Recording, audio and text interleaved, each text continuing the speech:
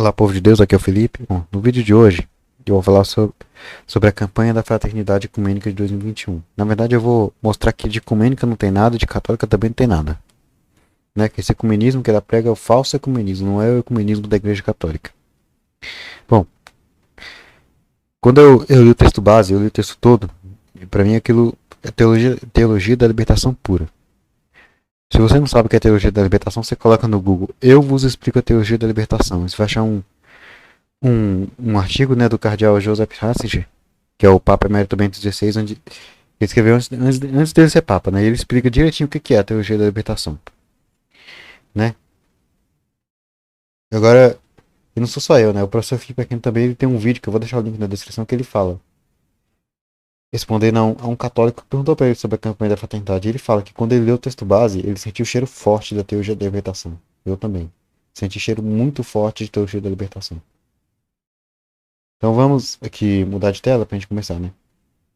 Em primeiro lugar, eu preciso esclarecer que aqui, o que eu vou falar aqui é sobre a campanha da fraternidade, né? É,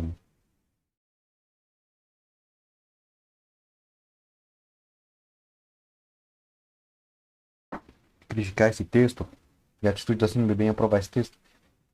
Em primeiro lugar, é importante ter que isso fique claro que isso não é um ato de rebeldia. A igreja não é uma desobediência. Na verdade, isso é um exercício de um direito que eu, como qualquer leigo católico, tenho, né? No cano 212 do parágrafo 3º do Código de Direito Canônico, as leis da igreja, diz o seguinte: os fiéis, segundo a ciência, a competência e a proeminência de que desfrutam, têm direito de, e mesmo por vezes o dever, de manifestar aos sagrados pastores a sua opinião. Os sagrados pastores aqui são os bispos e os padres, né?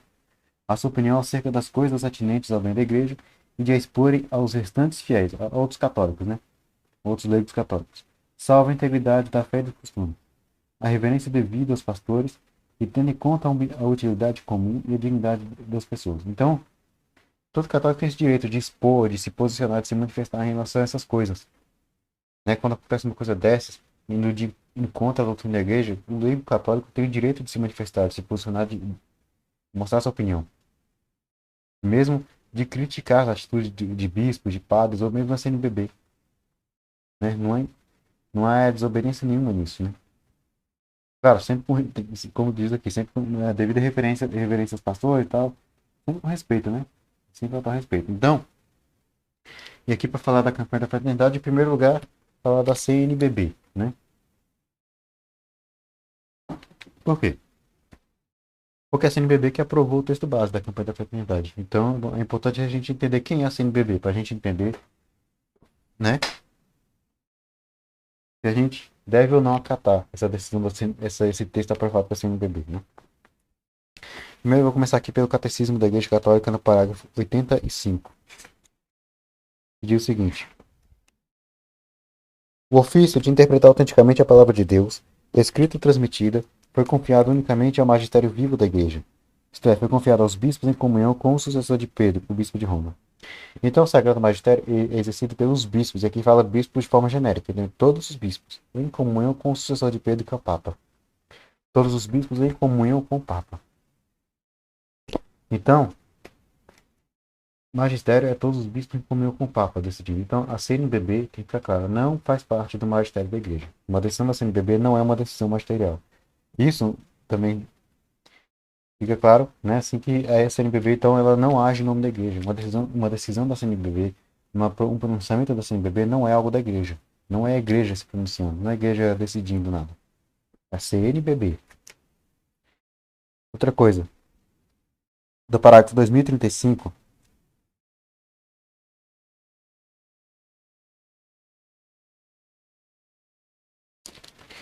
vai dizer o seguinte: o grau supremo da participação na autoridade de Cristo é assegurado pelo carisma da infalibilidade.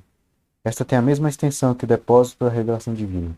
Estende-se ainda a todos os elementos da doutrina, incluindo a moral, sem os quais as verdades salutares da fé não podem ser preservadas, expostas ou observadas. Então, a infalibilidade da igreja ela está nas questões de fé e moral apenas. As questões de doutrina. Isso é importante para a gente entender por que a CNBB não é infalível no que ela diz, no que ela decide e tal. Vamos aqui para o cano 447 do Código de Direito Canônico. Veja que fala das conferências episcopais.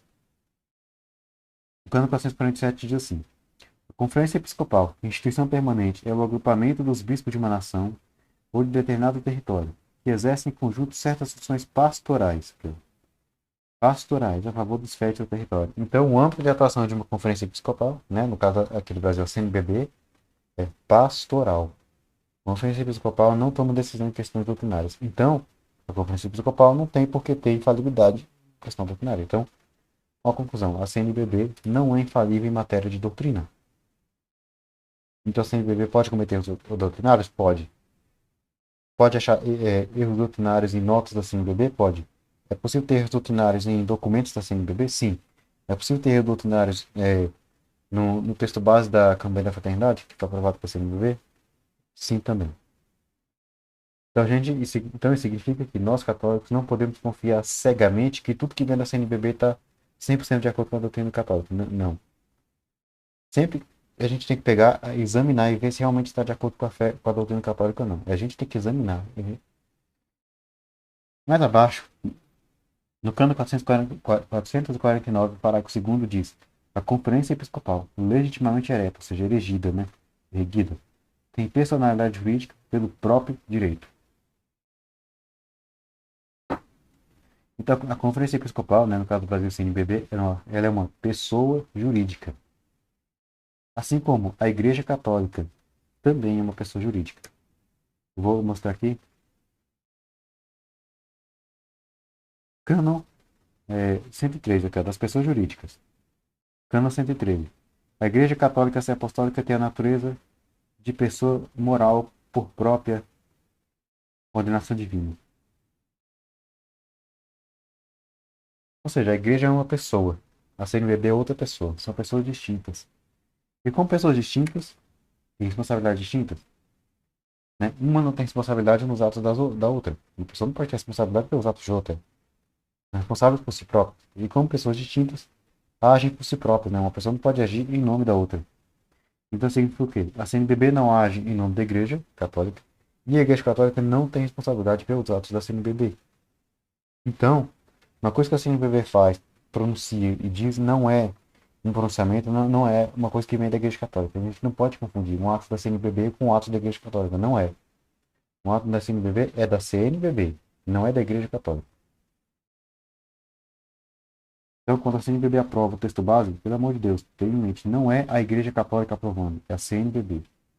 A CNBB é uma pessoa, a Igreja Católica é outra pessoa. Embora ambas sejam ligadas, né, a CNBB seja em teoria católica, né, que na prática é outra coisa, mas embora estejam ambas ligadas, mas não são a mesma pessoa. A CNBB não é um órgão, é uma pessoa jurídica da Igreja Católica. A CNBB ela age, como pessoa, ela age por si própria, em seu próprio nome, tem responsabilidade por seus próprios atos, não representa a Igreja Católica, não age em nome da Igreja Católica. E a Igreja não tem responsabilidade pelos atos da CNBB. Por fim, no cano 455, vai falar dos decretos da CNBB, né?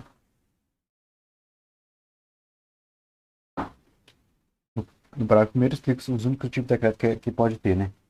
No parágrafo segundo diz: os decretos referidos no cano primeiro, no parágrafo primeiro, para serem validamente feitos em assembleia plenária, devem ser aprovados, ao menos por 2/3 dos votos dos prelados pertencentes à conferência em voto deliberativo, e só adquirem força obrigatória quando forem legitimamente promulgados após a revisão da sé apostólica. Essa aqui é a única forma que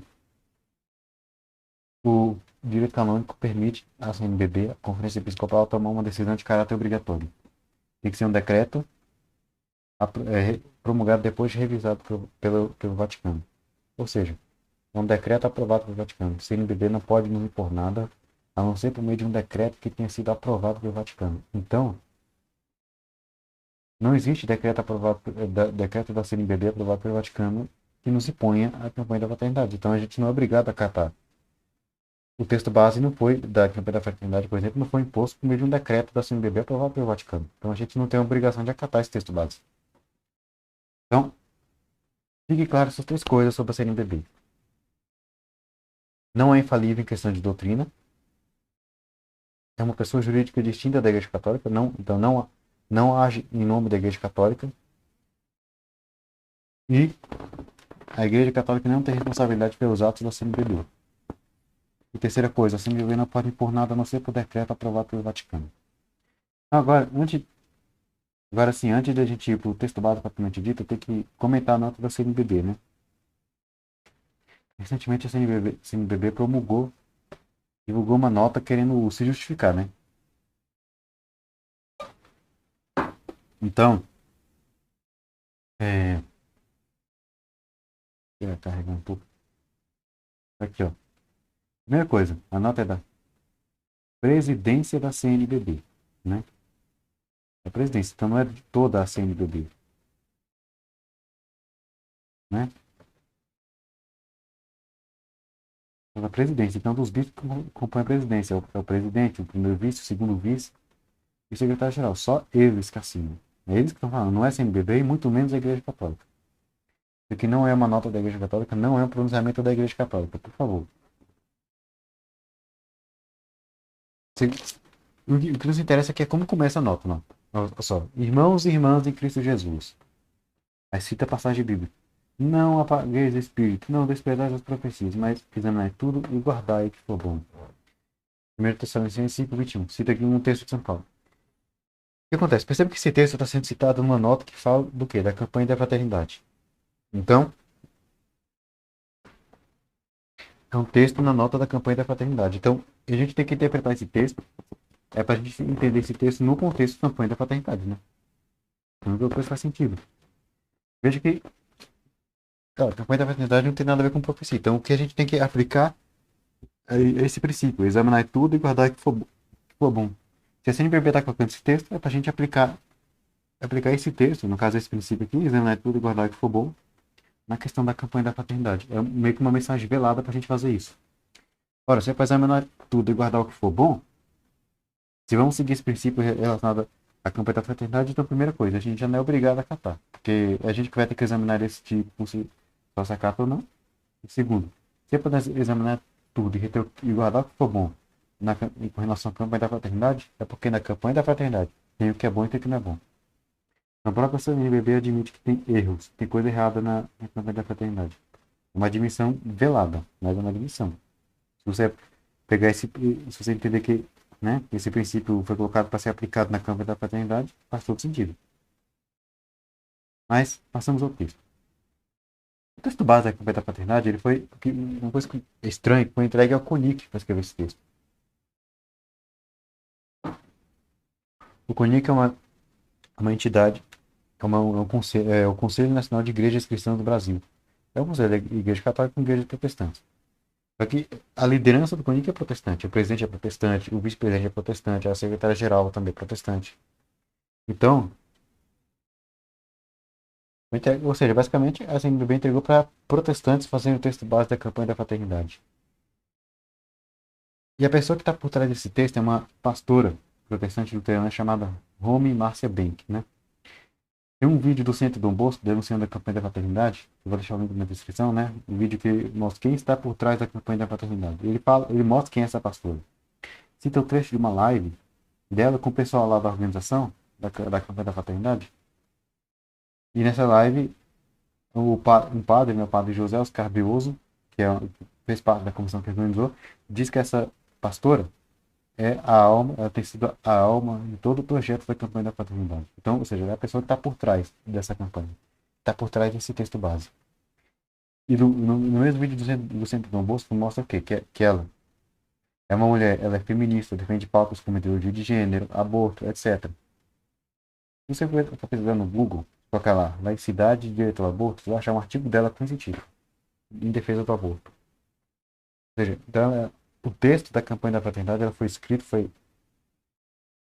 elaborado por uma abortista, uma pastora luterana abortista. Ou seja, olha o tipo de pessoa que foi colocado para escrever o texto. Uma mulher que defende aborto, ideologia de gênero, uma mulher que é anti-vida. Então, com certeza, esse texto sofreu a influência do pensamento anti-vida dessa mulher. É um absurdo, né? A CNBB aprovou um texto escrito por uma mulher que defende o assassinato de criança no ventre da mãe. Né? Enfim. Aí, que acontece? Passando para o texto mesmo. A campanha da fraternidade se diz ecumênica. E aqui está o problema, que não tem nada de ecumenismo. E é esse ponto que eu vou tratar. Eu não dá para analisar o texto todo, mas, né? Primeiro, o que é ecumenismo? Vou mostrar o que é ecumenismo segundo não o que eu acho, segundo o que a Igreja Católica ensina, né? Ecumenismo segundo a doutrina católica. Os movimentos ecumênicos se entendem as atividades e iniciativas suscitadas e ordenadas em favor das várias necessidades da Igreja e oportunidades nos tempos, no sentido de favorecer a unidade dos cristãos. Isso aqui é o decreto Unitatis Redintegratio, né? Número 4, decreto do Concílio Vaticano II, doutrina da Igreja. Fala especificamente do ecumenismo e vai dizer o seguinte, que a finalidade é a unidade dos cristãos. Que finalidade é essa? Mais adiante diz o seguinte: todos os cristãos se congreguem na celebração de uma só Eucaristia, na unidade de uma e única Igreja. Esta unidade Cristo a concedeu desde o início a sua Igreja. E nós cremos que ela subsiste inadmissível, ou seja, indefectível, inevitável, imutável, de forma imutável na Igreja Católica.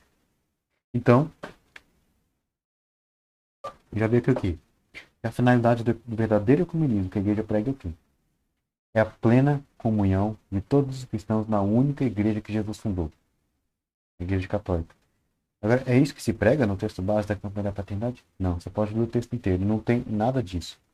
Em nenhum momento se fala em promover a unidade dos cristãos, pelo contrário, você fala de unidade na diversidade, convivência fraterna com quem pensa diferente, quer ver? Mas você tem uma ideia?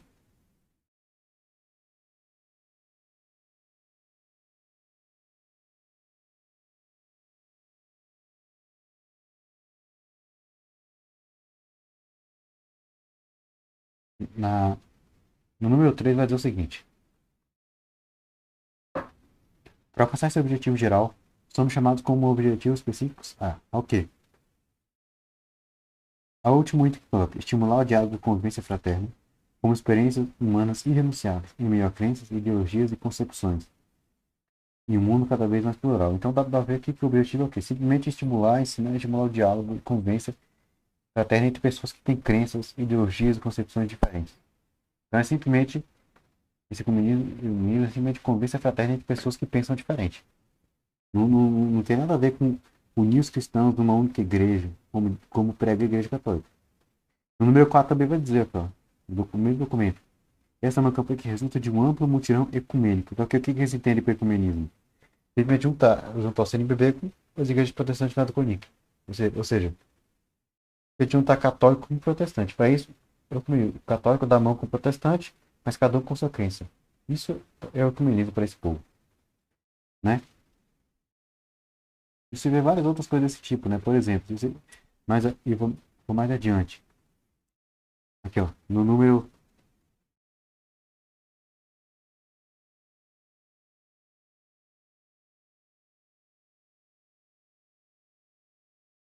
135 do documento, ele diz o seguinte: alguns exemplos mostram que essa experiência é possível. A experiência ecumênica nos possibilita conviver e aprender com irmãos e irmãs de diferentes confissões. Com isso, criamos pontes. Pontes para quê? Pontes entre as confessionalidades. Então, o ecumenismo é simplesmente ter pontes entre as confessionalidades, ou seja, unir, ligar as confessionalidades e aprender com irmãos e irmãs de diferentes confissões. Então, isso é a experiência ecumênica para ele. É simplesmente juntar o católico com quem não é católico, com o protestante e pronto. Mas não é isso que a igreja prega. Ecumenismo sem verdade não é ecumenismo, né? Veja que já mostrei que, segundo a doutrina da igreja, o verdadeiro ecumenismo visa plena comunhão de todos os cristãos na igreja católica, mas não é isso que é visado na campanha da fraternidade. Segundo, é, no número 11 no mesmo documento, Unitatis Redintegratio, né? Ainda falando do ecumenismo, que o documento é sobre esse assunto, diz o seguinte: É absolutamente necessário que a doutrina inteira seja lucidamente exposta. Nada é tão alheio como o irenismo quanto aquele falso irenismo. Irenismo é que, na verdade, o que a campanha da fraternidade prega. Só a convivência entre pessoas de crença diferentes, convivência fraterna. Né? E falso irenismo, buscar essa convivência a todo custo, mesmo a custo das verdades. Né? Enfim, pelo qual a pureza da doutrina católica sofre detrimento e seu sentido genuíno e certo é expressivo. Então, para ver verdadeiro ecumenismo, verdadeiro diálogo ecumênico, tem que ter uma exposição clara da doutrina da igreja. A gente não pode perder a nossa identidade católica. Tem que ter uma exposição clara da doutrina católica. A doutrina católica tem que estar claramente exposta. A nossa identidade enquanto católicos tem que estar clara. Né? Tanto que o Dom Henrique Soares, né, o saudoso Dom Henrique Soares, que Deus o tenha lá no céu, ele diz uma vez numa pregação sobre esse tema, ecumenismo, diálogo interreligioso. Inclusive, eu vou deixar o link aqui na descrição no vídeo do trecho dessa pregação que ele fala isso. E ele diz o seguinte: se o preço do diálogo interreligioso for negar a nossa fé, para o inferno com esse diálogo. Dom Henrique ele disse isso, vai para o inferno, se o preço for negar a nossa fé. Porque o diálogo ecumênico não pode negar a fé, não pode ocultar, não pode deixar de apresentar a verdadeira fé católica. Tem que apresentar, é necessário, é absolutamente necessário que a doutrina inteira seja lucidamente exposta. Tem que expor a fé católica para ser comunismo verdadeiro, tem que haver uma exposição clara da fé. Isso não existe no texto, nesse texto da campanha da fraternidade. Se você observar, sequer usa uma linguagem católica. Você pode ver o texto inteiro, você não vai ver referências da Nossa Senhora. Não tem referência a São José. E estamos em pleno ano santo de São José, né? Que o Papa declarou. E não tem referência, não tem uma única referência a São José. Não faz referência ao Papa Francisco, não fala dos sacramentos, nada disso. Não usa linguagem católica, não tem exposição clara da doutrina católica, não tem exposição de doutrina católica nenhuma no texto, não tem exposição de doutrina católica. Uma exposição clara da fé, da espiritualidade, da doutrina católica, não tem no texto. Diz que é ecumênico, mas cadê a fé católica? Cadê a identidade católica exposta? Não tem nesse texto. Onde que tem doutrina? Onde que o texto mostra aquilo que de fato nós acreditamos? Não tem, né? Não tem doutrina. Fala do povo LGBTQI+, sei lá o que significa essa sigla, e não importa saber, mas interessa para nós são os homossexuais, mas fala deles várias vezes, mas não cita em nenhum momento a doutrina católica sobre eles, sobre os homossexuais. Não diz, em nenhum momento é exposto, por exemplo, o que o catecismo da Igreja Católica fala sobre os homossexuais. Então não há uma exposição clara da doutrina. Isso aqui não é ecumenismo, sem expor a doutrina, sem estar claro a identidade católica. Isso não é ecumenismo. E para piorar, vou mostrar para piorar a situação, né? Né? Como eu disse, o ecumenismo não pode negar a fé, não pode, o custo do ecumenismo não pode ser a negação da fé. Mas esse ecumenismo que é proposto aqui, ele quer negar a fé.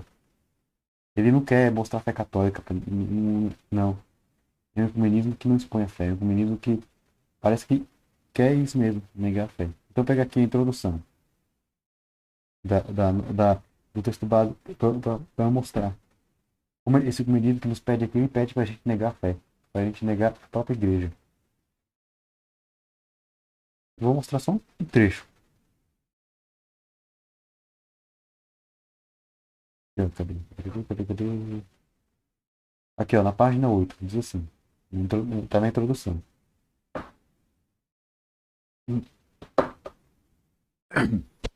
O sopro do Espírito Santo fortaleceu essa campanha com duas alegrias. A primeira foi a encíclica do Papa Francisco Laudato Si. A segunda, o que foi?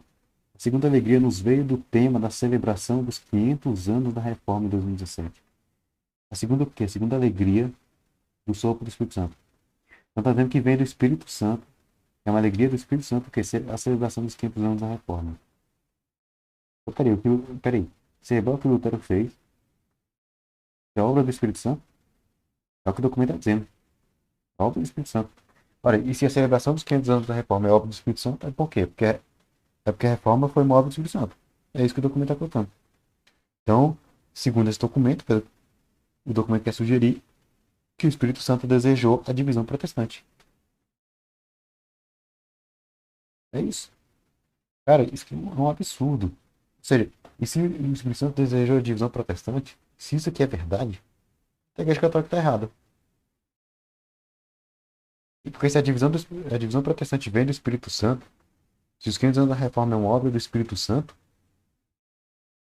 então, cara, ou seja, os 500 anos da divisão protestante é uma obra do Espírito Santo, a unidade da Igreja Católica, o quê? Tá errada. Então, se é assim, ou seja, então, se é assim, e se vem do Espírito Santo, então o quê? A Igreja Católica não é mais a única Igreja de Cristo. O protestantismo passa a ser Igreja de Cristo. Igreja de Cristo. Então a gente tem que negar o que está lá no Lumen Gentium, né?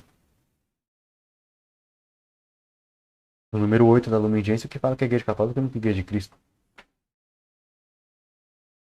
né? Então, vou até mostrar aqui.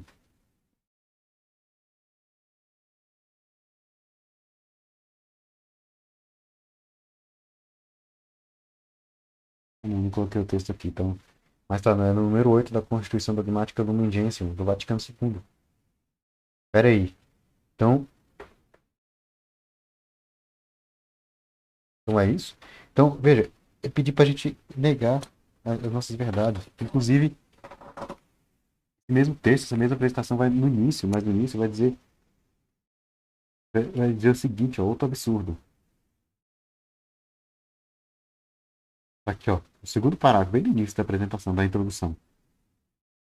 Que essa experiência aprofundou a compreensão de que tanto a missão como a evangelização devem ser orientadas para o que é essencial na fé em Jesus Cristo. Crer em sua palavra, acolher seus mandamentos e a partir daí trabalhar. Trabalhar para o quê? Trabalhar para a superação das desigualdades, das violências, do exclusivismo das identidades confessionais. Não se exclusivismo. Por exemplo, quando a Igreja Católica prega, número 8 da Lumen Gentium, que a única Igreja de Cristo subsiste na Igreja Católica. Ou seja, ela é a única Igreja de Cristo. Exclusivismo. Quando a Igreja Católica prega, número 800, parágrafo 846 do Catecismo. E fora da Igreja Católica não há salvação. Toda salvação é de Cristo, cabeça, no meio do seu corpo, que é a Igreja. Ou seja, todos, inclusive aqueles que morrem fora da Igreja na ignorância invencível, se salvam pela Igreja. Então, isso aqui é exclusivismo. Isso aqui é exclusivismo. E está dizendo para a gente superar isso. Ou seja, então o ecumenismo que se prega aqui é aos custos do quê? Das verdades da fé. O custo aqui é negar nossa fé. Esse ecumenismo. Esse ecumenismo falso. E, e é tão verdade que eu vou mostrar mais outro absurdo. Vou mostrar mais abaixo, né?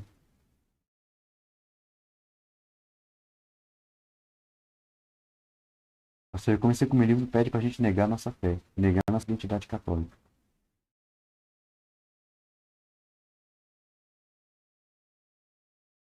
Aqui, ó, no número 148 do documento, do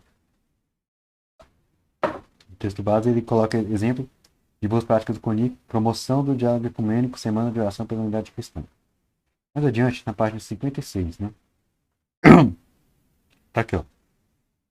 Uma prática bastante comum da semana de oração pela unidade cristã é a partilha de púlpitos. Significa que a cada dia da semana a celebração acontece em uma igreja diferente e a pessoa que fará a homilia ou a pregação será de uma das igrejas visitantes. Essa prática possibilita que as comunidades se conheçam e criem laços de amizade. Espera aí. Está dizendo que colocar cada dia dessa semana de oração da unidade cristã acontece uma celebração numa igreja diferente e quem faz a homilia ou a pregação é de uma igreja visitante. Então, veja que coloca homilia ou pregação porque são coisas distintas. Né? Porque a homilia é aquela pregação específica que é feita onde? Na missa. Né? O padre faz na missa depois das leituras. E está dizendo o quê? Que a homilia, nessa celebração ecumênica, vai ser feita por alguém de uma igreja visitante. Ou seja, está dizendo o quê? Vai colocar um cristão que não é católico para fazer homilia na missa. Para fazer homilia, gente, um cristão, alguém que de uma igreja visitante, um cristão de outro que não é católico para fazer homilia. Isso é proibido pela igreja, gente. Eu vou mostrar aqui, ó. Aqui com a Instrução Geral do Missal Romano. Não é?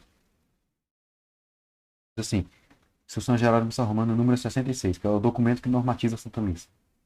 A homilia, via de regra proferida pelo próprio sacerdote celebrante, Um é por ele delegado a um sacerdote concelebrante, ou ocasionalmente a um diácono, nunca porém a um leigo. Nunca o milho pode ser feito com um leigo. Você não pode nem um leigo católico, muito menos alguém que não é católico. Instrução Redemptione Sacramento sobre a liturgia. Foi aprovado pelo Papa João Paulo II em 2004. Assim, número 64 a 66. A homilia que se fez no curso da celebração da Santa Missa é parte da mesma liturgia. Então, a homilia é parte da liturgia da missa. Né? Será feita normalmente pelo mesmo sacerdote celebrante. Ou ele se delegará a um outro sacerdote concelebrante, ou às vezes, de acordo com as circunstâncias, também o diácono, mas nunca um leigo. Aqui está citando a instrução geral da missa romana. Só que mais à frente diz o seguinte, ó. Lembre-se que deve-se ter revogado qualquer norma precedente que admita os fiéis não ordenados poder fazer homilia na celebração eucarística. Então, qualquer norma que existisse antes dessa, permitindo fazer isso, não vale mais. Está dizendo que não vale mais. Porque está declarando que é proibição expressa. Que alguém que não tem o sacramento da ordem faça homilia na missa. Não é? E vai dizer o seguinte mais adiante. A proibição de admitir os leigos para pregar dentro da celebração da missa, ou seja, para fazer homilia, também é válida para os alunos de seminários, os estudantes de teologia, para os que têm recebido a tarefa de assistentes pastorais e para qualquer outro tipo de grupo, irmandade, comunidade ou associação de lei. Então é terminantemente proibido, na Santa Missa, que uma pessoa, alguém que não tem o sacramento da ordem, seja ele, ou seja, alguém que não seja padre, diácono ou bispo, né, diácono, padre ou bispo, faça homilia. Isso é terminantemente proibido. Só quem pode fazer homilia, só o diácono, o padre ou o bispo. Jamais um leigo, muito menos alguém que não é católico. Então esse aqui que o texto base está pedindo aqui, ó, está sugerindo, colocar alguém de outra igreja, em questão de outra igreja que não é católico para fazer homilia, isso aqui é um absurdo, é uma coisa proibida pela igreja, e já vê aqui, ó, e aqui mostra, isso aqui já vê o quê? Mais uma vez pedindo para a gente negar nossa identidade católica. A igreja diz que não pode. E agora a gente precisa esquecer isso e aceitar. A igreja diz que não pode alguém que não é padre, não é diácono, nem padre, nem bispo, fazer homilia.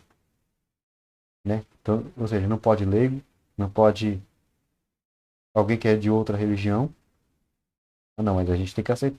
Agora a gente tem que aceitar um cristão que não é católico, alguém que não é católico que vai fazer homilia. Não é absurdo que está aqui? Está pedindo para negar a nossa identidade católica, negar o que a igreja ensina.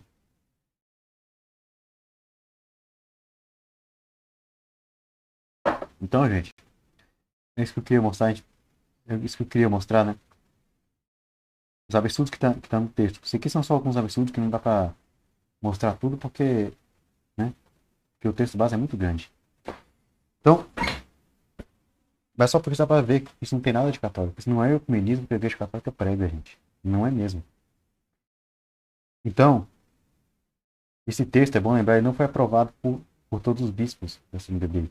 Prova disso é Dom Adair José Guimarães, que tem vídeos dele na internet condenando, se opondo à campanha da fraternidade. Tem um vídeo que ele fala, esqueçam a campanha da fraternidade, é coisa da teologia da libertação. Tem outro que ele vai dizer, tem outro vídeo que ele diz claramente que o texto base da campanha da fraternidade não está de acordo com a doutrina católica. Não contempla a fidelidade da fé católica. Fidelidade da fé católica. Vou deixar os dois vídeos aqui na descrição para você assistir se quiser. Bom, então, e aqui eu quero, né, depois de mostrar tudo isso eu quero dizer, né, eu quero me unir ao professor Felipe Aquino, a Dom Adair José Guimarães, ao Centro Dom Bosco e a outros católicos que têm denunciado a campanha da fraternidade para dizer, católico, você que é católico verdadeiro, que ama a igreja e defende essa doutrina, por favor, esquece a campanha da fraternidade. Você que é católico, ama a igreja, defende essa doutrina. No dia 28 de março, que é o dia da coleta para a campanha da fraternidade. No dia que todo o dinheiro que é doado para as igrejas vai para a campanha da fraternidade. Nesse dia, não doe um centavo para a campanha da fraternidade. Não doe um centavo. Não doe seu dinheiro. Não compactue com esses absurdos que estão nesse texto base. Não faça isso. Seja fiel à sua igreja. Deixe para doar outro dia. Ou doe para quem vai realmente fazer o bem com seu dinheiro. Mas não compactue. Não doe um centavo para a campanha da fraternidade. Não pode. Católico que é fiel e que ama a Santa Igreja e defende essa doutrina não pode compactuar com esses absurdos. Então é isso, gente. Eu fico por aqui. Se você gostou, deixe seu like, compartilhe o vídeo, se inscreve no canal, aperte o sininho das notificações e, bom, até a próxima.